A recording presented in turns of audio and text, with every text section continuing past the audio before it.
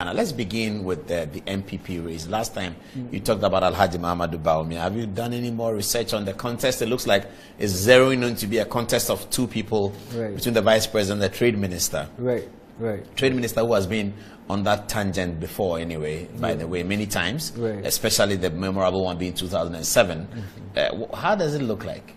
Yes, so I think it's a straight fight between Dr. Bawumia and Alan Shermanting. Of course, there are other contenders, Otchere and their great minister have also thrown their hat, but it definitely looks like a straight fight between Alan Shermanting and Dr. Bawumia. Alan Shermanting has run 07, 12, and then 16. So he's run pretty much. He's a very known quantity within the party. I don't think he's a pushover. He came in with a lot of charisma. You know, when Kufuor brought him as ambassador from the US, became trade minister, distinguished himself and ran, but lost at the time. And people really did have a lot of hope and inspiration from him, for his future.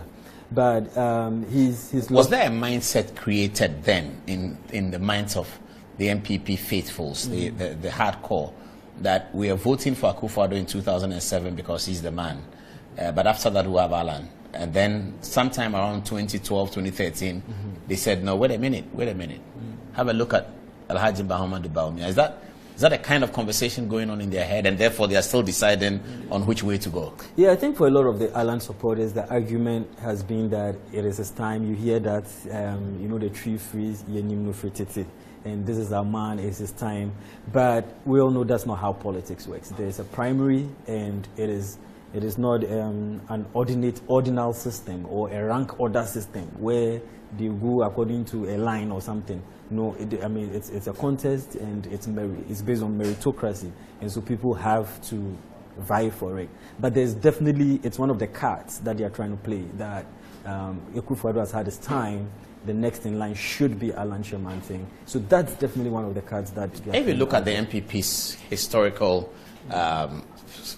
narrative, and you consider the ascendance to the candidature, and I'm going all the way back to 1950s, when it was obviously Dr. Dankwa who was the obvious leader of the party. We were running a parliamentary system at the time. Dr. Dankwa did not make it to parliament because he was defeated by his nephew Aaron in Chebi for the seat. And so when the minority got into parliament, Dankwa was not there. But Dr. Dankwa's assistant had been Buzia, and everybody sort of knew that, even though Buzia worked for the government. And the minority in parliament elected Buzia as their leader. And Dankwa eventually went to jail and died. And so when Dankwa died and the coup occurred, everyone thought of Buzia as the leader. There was no contest after Buzia. Then the first major contest came after Buzia was no more in 1979. And it was, people felt that in the scheme of things, William Oforiatta is the one who should become. Because he was a member of the Big Six, he was hanging around Dankwa. And if Buzia had become prime minister and not Pawuli, then it was Pawuli's turn. The narrative is that Pawuli was not immediately interested because he had joined Ghana Bible Society and he didn't want to do politics anymore. And so the lot fell then on the next in line, Victor Owusu, who was thought to be the one who came from the CPP and galvanized, gave the Buzia tradition a bit of charisma and all of that. Owusu was very charismatic, they say. And then Pawuli decided at some point that now he wants to run. And so the occasioned a different party, and then that ended. Then came 1992. Again, the argument was, whose turn would it be? And everyone said that, well, the culture of silence, Albert Edubwanye had done more than anyone else had done. So, but there was always a contest with the MPP. There's always a contest. So even though people thought this is Edubwanye's, they went into the contest and Edubwanye won.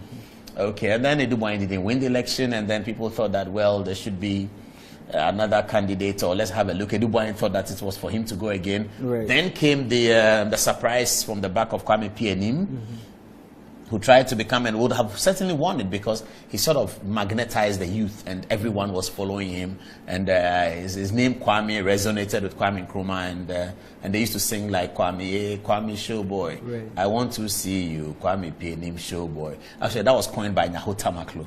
And then they ran that campaign. Of course, Pianim was disqualified by the courts.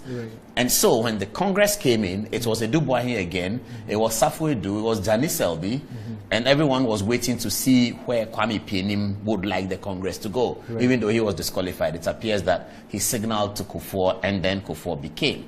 And then alongside the way Akufo-Addo challenged Kufuor, and so when Kufuor was out, it looked like Akufo-Addo. If you look at this trajectory of the MPP situation, you can see a Kwame Pienim that didn't happen, but there's always opportunity for a Kwame Pienim to happen. Right. Do you think that's going to play out? Is it maybe too early to say, but is that going to play out in the analysis as delegates? 227,000 of these delegates are going to elect the flag bearer. 2,300 elected Nana Akufo-Addo in 2007.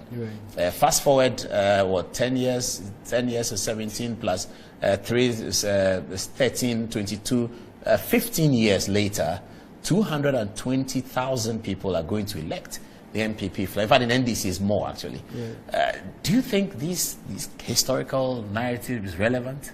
No, absolutely it is. And